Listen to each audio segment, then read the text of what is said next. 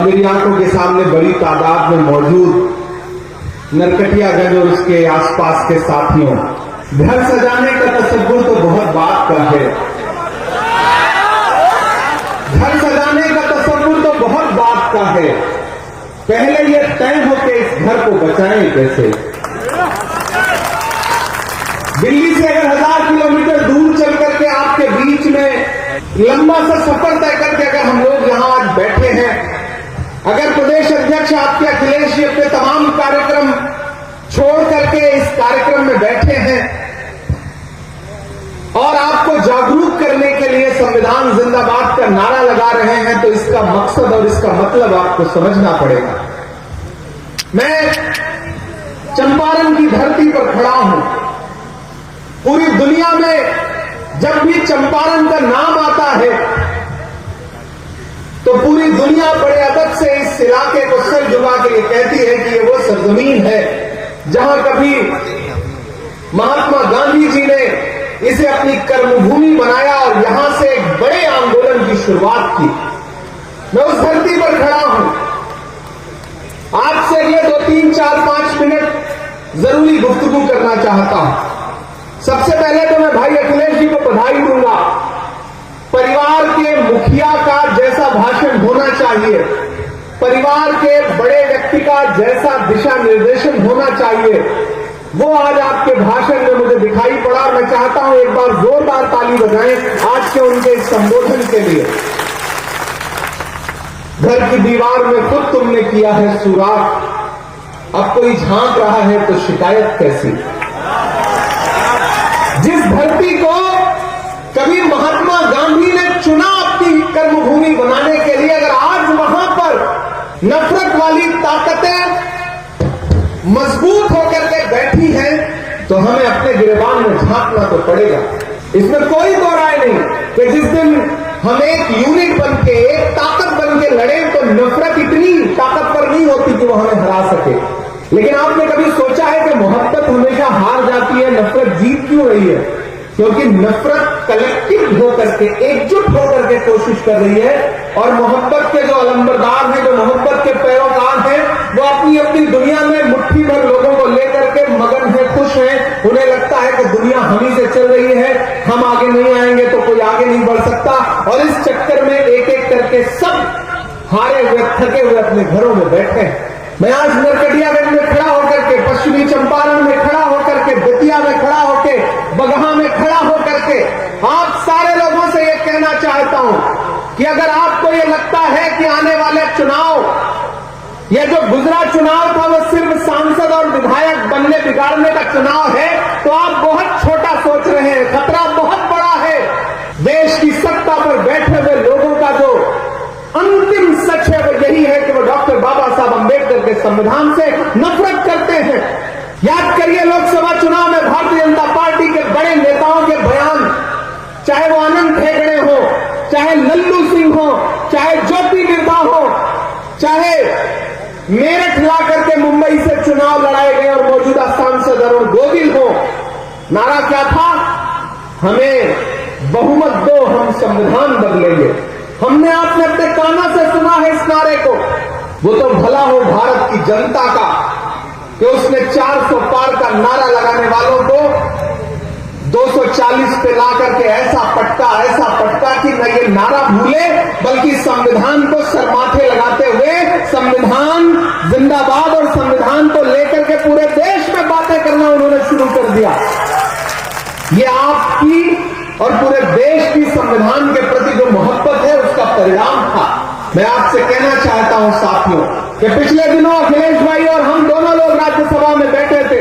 देश के गृह मंत्री भाषण कर रहे थे और भाषण करते करते उन्होंने एक बात कही कि आजकल एक फैशन हो गया है अंबेडकर अंबेडकर अंबेडकर अंबेडकर। अगर इतनी बार विपक्ष वाले भगवान का नाम लेते तो 7 जन्मों के लिए स्वर्ग मिल जाता।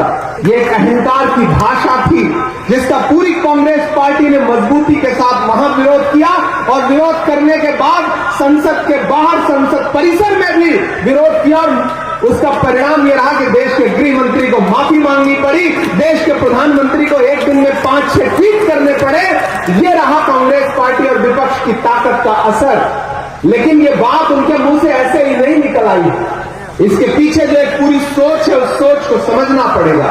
जिन्हें तिरंगे से नफरत है, अपना झंडा प्यारा है, गांधी का कातिल अब भी जिनकी आंखों का तारा है, शर्मनाक इतिहास है जिनका अंग्रेजों से यारी का, वो अब हमको बांट रहे हैं सर्टिफिकेट गद्दारी का।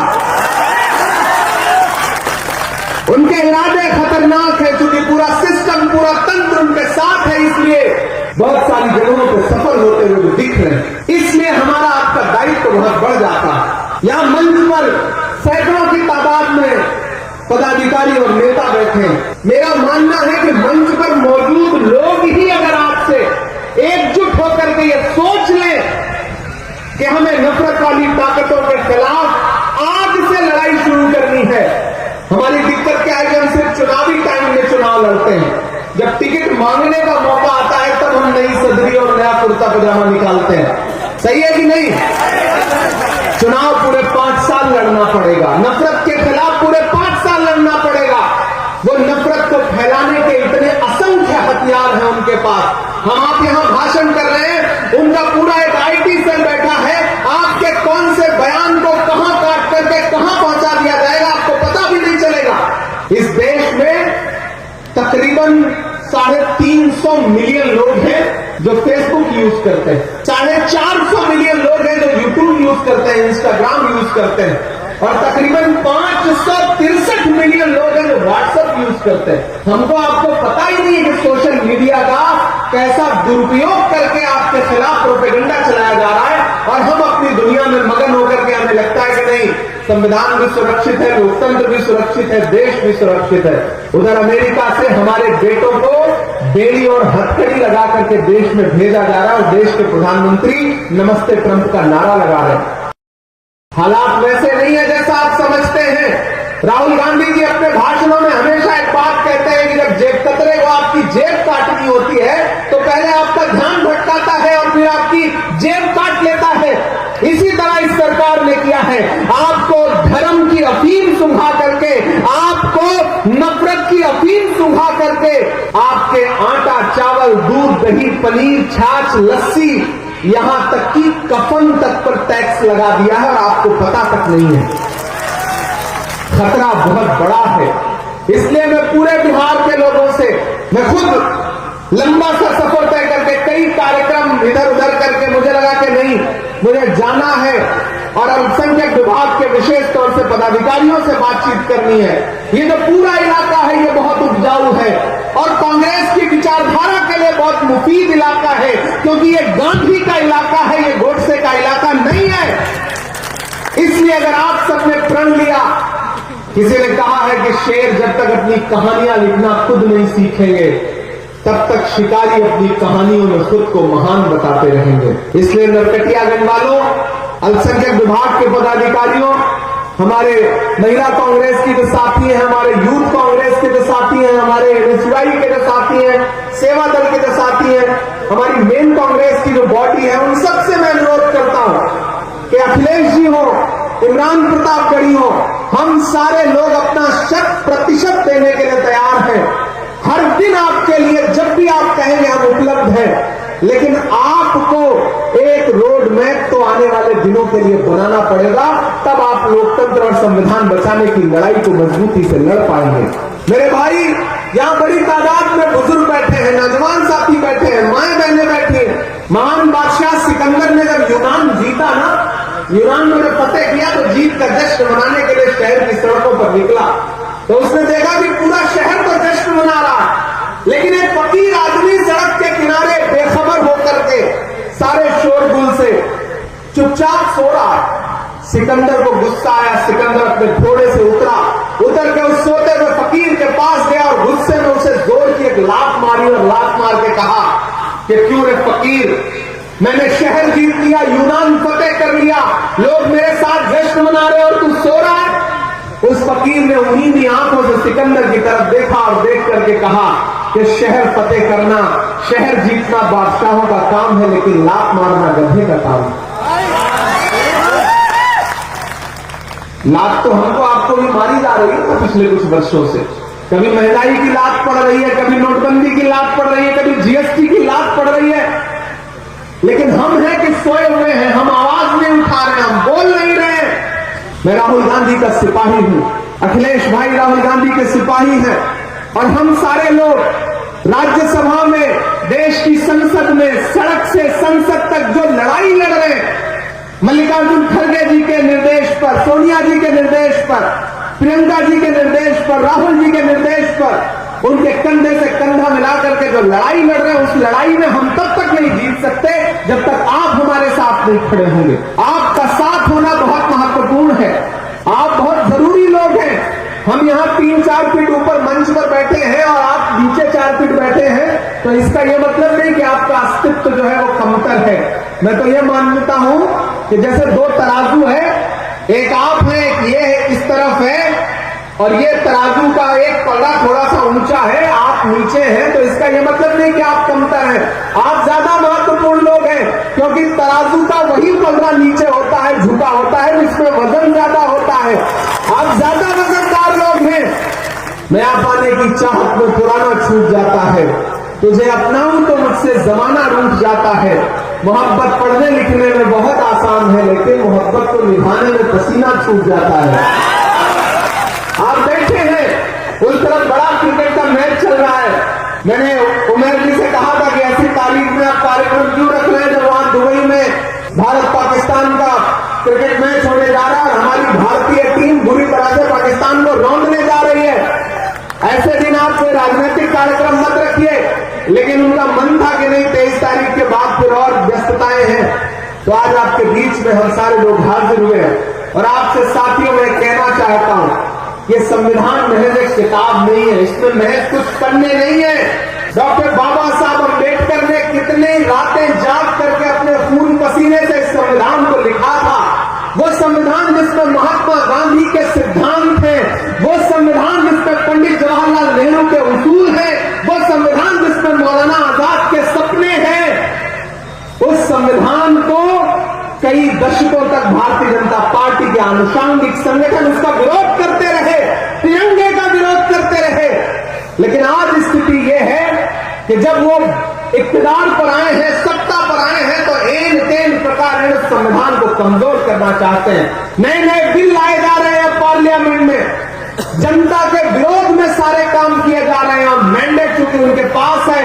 और इन दिनों लोकसभा चुनाव के बाद जो थोड़ा सा नरमी आई थी, हरियाणा और महाराष्ट्र 2 राज्य जीत गए, तो मनोबल इतना बढ़ गया है कि डॉक्टर बाबा साहब अम्बेडकर के खिलाफ देश की संसद में ऐसी भाषा का इस्तेमाल कर रहे हैं जो अहंकार में डूबी हुई है। इसके साथियों आपसे अनुरोध करता हूं कि इस बड़ी लड़ाई में कांग्रेस पार्टी के साथ खड़े होइए, अखिलेश भाई के साथ मिलकर के पूरा अल्पसंख्यक विभाग पूरे प्रदेश में, बिहार में जिस मजबूती के साथ आवश्यकता है, उनके कंधे से कंधा मिला करके, कांग्रेस कमेटी के कंधे से कंधा मिला करके पूरे प्रदेश के एक एक जनपद में, एक एक विधानसभा में जाने का काम करेगी। ये मैं आपको आश्वस्त करता हूं, ये मैं आपको भरोसा दिलाता हूं। और चुनाव के दौरान तो हम लोग आएंगे चुनाव प्रचार में, लेकिन मैं चाहता हूं कि आज से एक रोड मैप बने। अध्यक्ष जी, आप निर्देशित करें हमारे स्टेट चेयरमैन साहब को, हमारे प्रभारी जी को,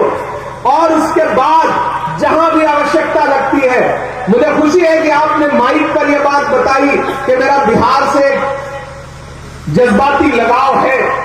इसमें कोई दो राय नहीं कि बिहार से मुझे जज्बाती लगाव है। इसीलिए जब भी मुझे देश की पार्लियामेंट में बोलने का मौका मिलता है, तो मैं कोशिश करता हूं कि बिहार के जो भी मुद्दे हैं उनको अपने भाषण में जरूर समेट सकूं और सदन के पटल पर रख सकूं। कुछ बातें हैं, 15 मिनट का समय मिलता है, 10 मिनट का समय मिलता है, जो आप कह देते हैं कि जो छूट जाती है वो मैं कह देता हूं। यही एकजुटता तो हमें आगे ले जाएगी।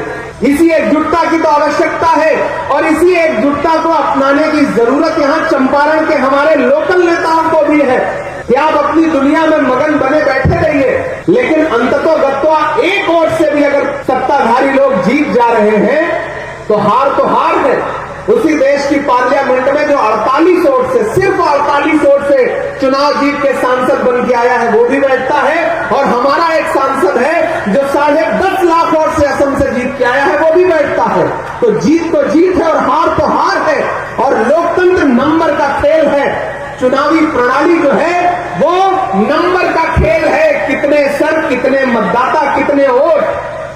गणित में आपको गुणा गणित तो बिठाना पड़ेगा। अपना ईगो, अपना जबरदस्ती का जो एक ईगो है उसको किनारे रख करके संगठन कैसे मजबूत हो, इसके लिए हम सारे लोगों को काम करना पड़ेगा। कोई दूध का धुला नहीं है। हम सब में से कोई बहुत राजनीतिक तौर पर कोई बहुत बड़े दिल का हो सकता है, सारे लोग होता है कि नहीं होते, लेकिन जब राजनीतिक नतीजों का दौर आ रहा है तो फिर लोगों को स्पेस दीजिए, लोगों को साथ जोड़िए, एकजुट करके साथ लेकर के चलिए। और पूरे बिहार में मैं उस आहट को महसूस कर रहा हूं अध्यक्ष जी। पटना से उतर करके यहां तक आते हुए यहां मीडिया के साथी मौजूद हैं। कल शाम से लेकर के अब तक जितना मैंने इनसे बात किया है, मैं ये महसूस कर रहा हूं कि बीपीएससी के जो छात्र हैं, नौजवान, पेपर लीक की शिकायत करने के लिए जब सरकार की चौखट पर गए तो उनके पीठ पर जो लाठियां बरसी है उसका जख्म अभी सूखा नहीं है। वो तैयार है इस बात का बदला लेने के लिए। मैं जिस इलाके में खड़ा हूं ये गन्ना किसानों का इलाका है और किस तरह से उनकी फसल को बर्बाद किया जा रहा है, किस तरह से उनको न्याय नहीं दिया जा रहा है। यहां का किसान इस बात से नाराज है। कीमत तो बहुत बढ़ गई शहरों में धान की, लेकिन विदा न हो सकी बेटी किसान की। मौका मिला तो लोगों ने कुर्सी के वास्ते, मौका मिला तो लोगों ने कुर्सी के वास्ते तस्वीर ही बिगाड़ दी हिंदुस्तान की। इस देश का किसान और खासतौर से बिहार का किसान आज तक नहीं भूला है कि किस तरह एमएसपी की लीगल गारंटी मांगते हुए 700 जवानों को, किसानों को अपनी शहादत देनी पड़ी। तब सेंटर की सरकार को यह एहसास हुआ कि वो जो कृषि कानून लाए थे वो काले हैं और उनको बदलने के लिए नरेंद्र मोदी जी तैयार हुए। इतनी कुर्बानी तो एक साथ जलियांवाला बाग में अंग्रेजों ने भी नहीं ली थी जितना इस सरकार ने किसानों की कुर्बानी ली है। तुझको कितनों का लहू चाहिए अर्ज़े वतन, कितनी आंखों से कलेजा तेरा ठंडा होगा। ये किसान विरोधी सरकार है, ये नौजवान विरोधी सरकार है। पिछली बार आपको याद होगा जब महागठबंधन की सरकार थी तो किस तरह युवाओं को नौकरी देने का काम किया था बिहार की महागठबंधन की सरकार ने। अगर बिहार का युवा चाहता है कि फिर से नौकरी आपको मिले, किसान चाहता है कि उसके सम्मान की राशि उसे मिले, किसान चाहता है कि उसके कर्जे माफ किए जाएं, तो एक बात याद रखना, अगर इनकी सरकार बनी तो अंबानी और अडानी के कर्जे माफ होंगे। अगर आपकी सरकार बनी तो किसानों के कर्जे माफ होंगे, मजदूरों के कर्जे माफ होंगे, गरीबों के कर्जे माफ होंगे। ये बुनियादी अंतर है भाजपा और कांग्रेस की सोच में, ये बुनियादी अंतर है नरेंद्र मोदी जी और राहुल गांधी जी की सोच में। मैं राहुल गांधी जी के साथ चला हूं 4000 किलोमीटर। मैंने देखा है उनके पैर के छाले, मैंने देखा है उस आदमी की मेहनत। उस आदमी ने बस एक नारा लगाया 4000 किलोमीटर चलते हुए कि नफरत छोड़ो भारत जोड़ो। एक मीडिया के साथी ने मुझसे कहा कि इमरान साहब आपको क्या लगता है भारत जोड़ो यात्रा से देश बदल जाएगा? हमने कहा बिल्कुल बदल जाएगा। जब महात्मा गांधी जी ने अंग्रेजों के खिलाफ भारत छोड़ो आंदोलन शुरू किया था तो उस वक्त भी कोई नहीं मान रहा था कि अंग्रेज देश छोड़कर के अंग्रेजों को जाना पड़ेगा। आज राहुल गांधी जी ने भारत जोड़ो आंदोलन शुरू किया है तो लोग आज भले न मान रहे हों, लेकिन कुछ दिन में लोगों को यह एहसास होगा कि जैसे भारत छोड़ो आंदोलन से अंग्रेजों को जाना पड़ा था, वैसे ही भारत जोड़ो आंदोलन से आज वाले अंग्रेजों को भी जाना पड़ेगा, सत्ता से उतरना पड़ेगा। और ये काम कांग्रेस पार्टी करके दिखाएगी, क्योंकि हम जानते हैं राहुल गांधी जी की मंशा और उनकी नीयत कितनी साफ सुथरी है। राहुल जी जानते हैं टास्क उन्होंने लंबा लिया है, पहले 4000 किलोमीटर फिर 6700 किलोमीटर, क्योंकि वो जानते हैं इस देश में नफरत कम करना पड़ेगा। जब तक नफरत कम नहीं होगी तब तक भाजपा कम नहीं होगी। भाजपा नफरत फैलाने का हर दिन प्रयास कर रही है संस्थानिक तौर पर और एकजुट प्रयास कर रही है। हमें भी मोहब्बत के लिए एकजुट प्रयास करना पड़ेगा नरकटियागंज वालों। चिरागों के सफर में दबदबा हो आंधियों का, चिरागों के सफर में दबदबा हो आंधियों का, तो फिर अंजाम जुल्मत के सिवा कुछ भी नहीं होगा। ये दुनिया नफरतों के आखिरी स्टेज पर है, इलाज इसका मोहब्बत के सिवा कुछ भी नहीं होगा। उस मोहब्बत की कोशिश के लिए हम सारे लोग तैयार हैं। आप भी हमारा साथ देने के लिए तैयार रहेंगे। संविधान की एक प्रति उठाइए, अपने अधिकारों के हक के लिए संविधान को न सिर्फ अपने घर की ताकों पर, अपने घर के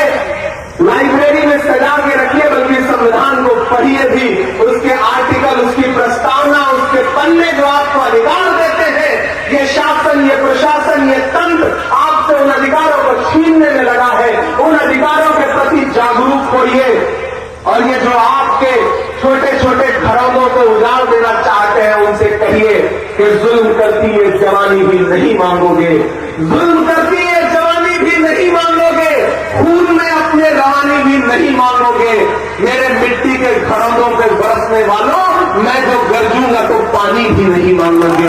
इस देश का आम इंसान अगर जागेगा, बिहार का आम मतदाता अगर जागेगा, तो ये जो दिल्ली को बैसाखी देने वाली सरकार बिहार में बैठी है, वो बैसाखी भी टूटेगी और बिहार में बदलाव भी होगा। यहां महागठबंधन की सरकार बनेगी। हमें तो आजकल नीतीश कुमार जी पे बड़ा उनके बारे में सोच के अखिलेश भाई बड़ी चिंता भी होती है। मैं कल आया तो मीडिया के साथियों ने एयरपोर्ट पर पूछा कि नीतीश जी के बारे में आप क्या कहेंगे। हमने कहा आजकल बिहार में भोजपुरी का एक गाना बहुत बज रहा है कि छन छन बदले तोरे मिजाज रजऊ, धोखेबाज रजऊ।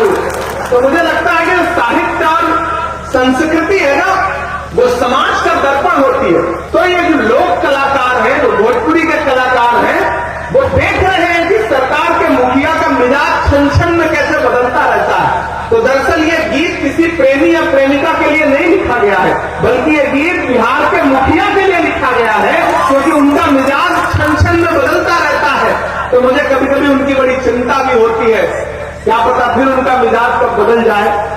ऐसी आहट दिल्ली के गलियारों में मिलती भी रहती है, खबरें उड़ती भी रहती हैं। हम उन खबरों का इंतजार करेंगे, लेकिन आपसे इतना कहना चाहते हैं साथियों कि जो संस्थानिक तौर पर अपने एजेंडे को लेकर के भाजपा और आरएसएस के लोग आगे बढ़ रहे हैं, उसका मुकाबला संविधान की किताब से ही किया जा सकता है। जो मुहिम जगाने के लिए राहुल गांधी जी पूरे देश में जा रहे हैं, हम उनके सहयोगी, उनके सिपाही, उनके साथी बनकर के आपके बीच में आए हैं और आपसे ये अनुरोध करते हैं कि इस बड़ी लड़ाई में हमारे साथ खड़े होइए, कांग्रेस पार्टी के साथ खड़े होइए।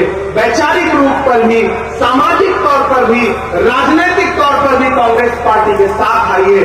हम सब मिलकर के संविधान भी बचाएंगे, लोकतंत्र को भी मजबूत करेंगे और इस देश के हाशिए पर मौजूद दलित हो, पिछड़ा हो, अल्पसंख्यक हो, महिलाएं हो, नौजवान हो, अति पिछड़ा हो और इस देश का वो समाज जो संस्थान की मार खा करके आर्थिक तौर पे गरीब रह गया है, उन तमाम लोगों के अधिकारों को लड़ने के लिए राहुल गांधी जी के नेतृत्व में पूरा इंडिया गठबंधन उस लड़ाई को लड़ेगा, ये मुझे पूरा विश्वास है। इससे ज्यादा आपसे बहुत कुछ कहना नहीं है। आपने बहुत धैर्य से हमारे भाषण को सुना। मंच पर जो बाकी साथी रह गए हैं, जिनका नाम नहीं ले सके हैं, उनका भी आभार, उनका भी धन्यवाद कि वो इस कार्यक्रम में पूरी जोश और ऊर्जा के साथ शामिल रहे हैं। तो साथियों, एक बार फिर से आप सारे लोगों का बहुत अभिनंदन, बहुत शुक्रिया आप सारे लोगों का। अच्छा, बिना उसके नहीं छोड़ेंगे आप सारे? जी जी, हाँ, ठीक है। कैसे, मुझे भी लग रहा था कि बिना उसके तो आप जाने नहीं देंगे, तो मैं सुना देता हूं कि जख्म पर जख्म खा के निकले हैं। एक दिन पार्लियामेंट में एक साथ 146 सांसद सस्पेंड किए गए, क्योंकि हम इस देश के किसानों और गरीबों के मुद्दे पर सरकार से सवाल कर रहे थे। अखिलेश भाई, हम सारे लोग राज्यसभा लोकसभा में 146 सांसद एक साथ सस्पेंड किए गए।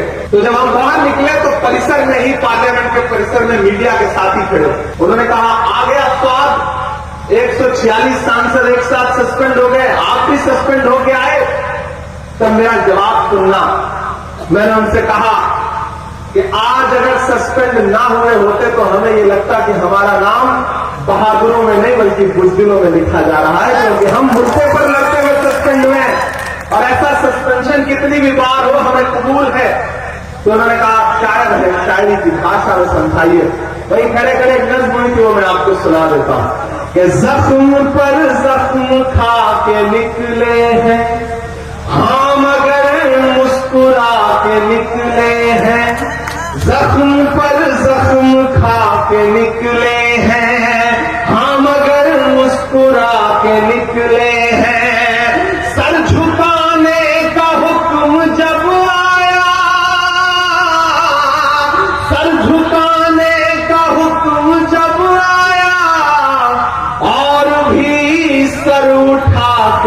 निकले हैं और भी सर उठा के निकले हैं, नारे हक लगा के निकले हैं कि हर सितम का जवाब आएगा।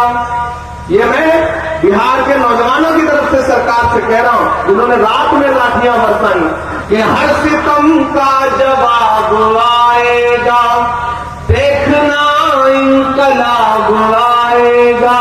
और अगली जो दो लाइनें है ना, यहां पंडाल में मौजूद एक एक हाथ हवा में उठना चाहिए, जाना चाहिए पटना तक आपकी तालियों का शोर कि देखना इनकलाब आएगा, हर सितम का जवाब आएगा, अच्छे दिन का किए थे जो वादा उनका दिन भी खराब आएगा, उनका दिन भी खराब आएगा। कि झूठ के हाकिमों के चेहरे पर आईना हम दिखा के निकले हैं, नारे हक लगा के निकले हैं। एक बुनियादी अंतर समझिए सत्ता पे बैठे हुए लोगों का और हम विपक्ष में बैठे हुए लोगों का। आप नीतीश जी की, भाजपा की कोई भी रैली उठा के देख लीजिए, सम्राट चौधरी जी का मुंह इधर होगा, नीतीश जी का उधर होगा, अशोक जी का उधर होगा, कहीं से कोई गणित मिलता ही नहीं है। लेकिन एक अच्छी चीज ये है कि आप महागठबंधन के नेता जब भी मंच पे बैठे होंगे तो मुस्कुरा रहे होंगे। हम और अखिलेश भाई बैठे थे तो सुकून से बातचीत कर रहे हैं, बिहार की राजनीति पे हंस रहे हैं, खा पी रहे हैं, कोई तनाव नहीं है। उधर इतना तनाव है कि कब किसका मुलेठा खुल जाएगा, कब किसका गमछा उतर जाएगा, कब किसकी सरकार चली जाएगी, पता नहीं चल रहा। इसलिए ये पंक्तियां बोलता हूं, एक दिया हम जला के निकले हैं कि हम तो निकले हैं मुस्कुराते हुए, हम तो निकले हैं मुस्कुराते हुए, और वो तिल मिला के निकले हैं, नारे हक लगा के निकले हैं, नारे हक लगा के निकले हैं, जख्म पर जख्म खा के निकले हैं, हाँ मगर मुस्कुरा के निकले हैं। सर झुकाने का हुक्म जब आया और भी सर उठा के निकले हैं, नारे हक लगा के निकले हैं। और जाते जाते अंतिम में ये पंक्तियां सुना के जाता हूं, नहीं सुना के जाऊंगा तो आप कहेंगे कि देखो सिर्फ भाषण सुना के चला गया। क्या कहां सोया है चौकीदार,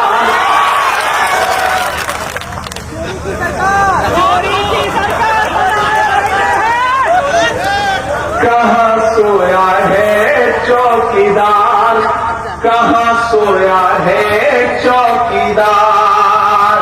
गैस सिलेंडर की कीमत भी 1000 के पार, कहां सोया है चौकीदार, कहां सोया है चौकीदार। पेट्रोल और डीजल की कीमत रही सैकड़ा मार, कहां सोया है चौकीदार, कहां सोया है चौकीदार। कि चाय बेचने वाला पूरा भारत बेच रहा है, इसी काम में हासिल उसे महारत बेच रहा है। कि रेल बिक गई, तेल बिक गया, बिका हवाई अड्डा। अब तैयार रहना नरकटियागंज वालों, कि रेल बिक गई, तेल बिक गया, बिका हवाई अड्डा। सब कुछ बिकता देख के खुश है अपने जेपी नड्डा। कि जनता महंगाई की मारी करती हाहाकार, कहां सोया है चौकीदार, कहां सोया है चौकीदार। अंत में बस आपसे इतना कहता हूं चंपारण के साथियों, मैंने आज इस इलाके को जितना जाना समझा और सबसे बात की, अध्यक्ष जी से भी मेरी बात हो रही, तो इस इलाके का जो किसान है, इस इलाके का जो युवा है, इस इलाके की बेटियां शिक्षा के लिए जितना उन्हें संकट उठाना पड़ता है, कोई कायदे का विद्यालय नहीं है, कोई कायदे के स्कूल नहीं है, कॉलेज नहीं है, इस इलाके को विशेष रूप से सरकार के द्वारा प्रोत्साहित किए जाने की आवश्यकता है। और मैं आपसे वादा करता हूं, संविधान बचाने, लोकतंत्र बचाने की इस लड़ाई में कांग्रेस पार्टी के साथ खड़े हुई है।